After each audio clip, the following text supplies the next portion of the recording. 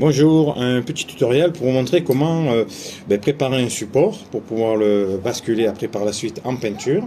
Donc là c'est des rambardes donc métalliques, donc il va falloir gratter avec soit un couteau de peintre ou une truelle ou quelque chose pour enlever le plus gros, on va dire, les grosses épaisseurs.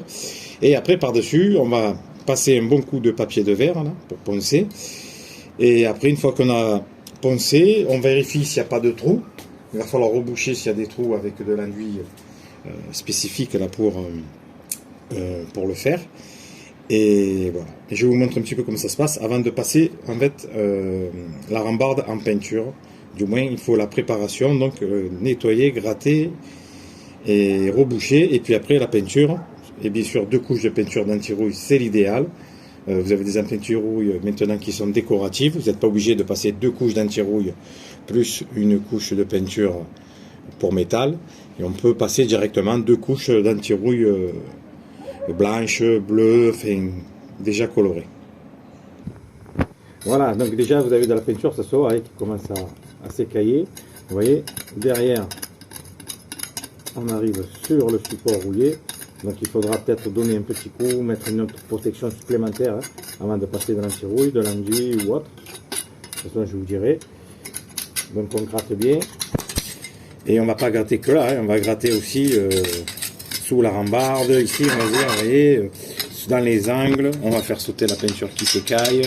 Voilà, il faut bien gratter, bien préparer pour arriver, même s'il faut arriver jusqu'à la ferraille, c'est mieux, pour pouvoir avoir une meilleure protection et pour éviter que ça rouille plus rapidement, parce que si vous n'enlevez pas toute l'épaisseur qui est abîmée, là, tout ce qui cloque, tout ce qui ne colle plus à la barrière, ça risque par après à la suite de avec les intempéries, le soleil et tout, ça arrive de rouiller à nouveau.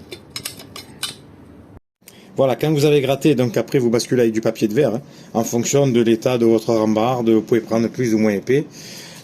Voilà, moi j'ai pris un grain, on va dire pas très fin, mais voilà, pas trop épais pour poncer. Donc après, bien sûr, vous allez voir la différence. Vous voyez, quand on commence à gratter, donc la peinture un peu qui s'en va, la rouille qui disparaît aussi. On voit par rapport à ici que c'est, vous allez voir. Après, la rambarde elle va être lisse. Vous voyez, là il y avait de la rouille.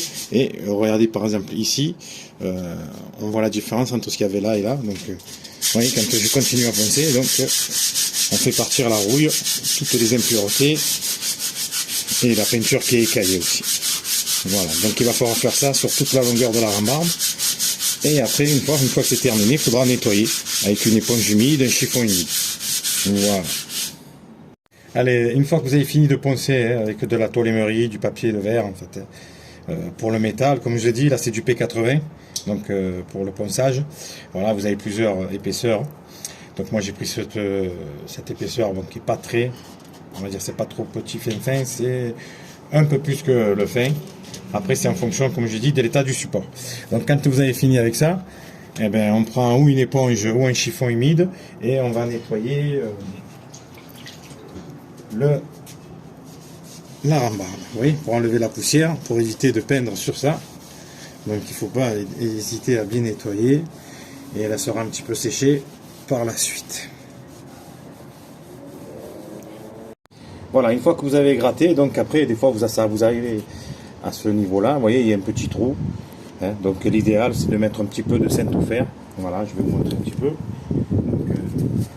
C'est ce produit là qu'il va falloir appliquer dessus. Il y a un petit mélange à faire, vous voyez, vous avez le mastic pour le faire et à l'intérieur le durcisseur qu'il va falloir faire un petit mélange. Je vais vous montrer comment ça se passe. Allez, donc on prend un peu de mastic, on va le mettre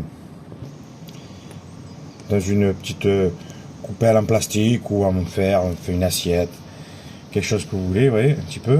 Je vais en faire un peu plus pour pouvoir en mettre un peu dans certains endroits où c'est que c'est abîmé.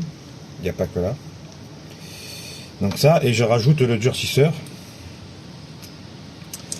par dessus. Bon, on n'en met pas beaucoup, enfin quand même un petit peu. Hop, voilà. Et on va faire le mélange. Allez, une fois que vous avez fait enfin, vous avez mélangé les deux, il faut faire une petite mixture, vous allez voir, ça va un petit peu se rigidifier. Voilà, ça va permettre au mastic de sécher plus vite. Voilà, ça fait une petite pâte, donc soit avec une truelle, soit avec un couteau de peintre, enfin des ustensiles de peinture ou autre. Voilà, on va aller faire ça. Vous voyez, ça commence à durcir. On va laisser et on va aller en mettre sur le support. Allez, on en prend un petit peu, on en met dans le trou. Oui, bien proprement. Après ça se ponce.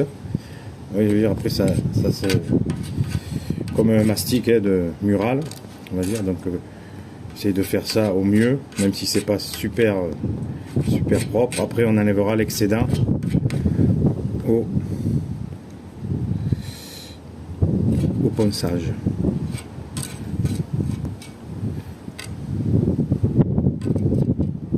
Et il va falloir attendre un petit laps de temps de 20 minutes pour pouvoir utiliser, enfin attendre du moins pour le poncer. Et après on aura quelque chose de correct. Voilà, donc on a ce matin on a enduit et maintenant on va gratter un petit peu avec la truelle ou une spatule à peintre. Donc on va gratter le plus gros. Voilà, après on termine avec un peu de papier de verre. Voilà, vous allez voir, il faut que ce soit assez lisse et propre pour pouvoir passer la peinture. Voilà. Et après s'il y a des trous, vous pouvez mettre une deuxième couche. Enfin, voilà. C'est à vous de voir avant de passer bien sûr en peinture. Vous voyez là c'est déjà bien propre en bas. Voilà. Comme ça on verra plus cette rouille et ce trou qu'il y avait.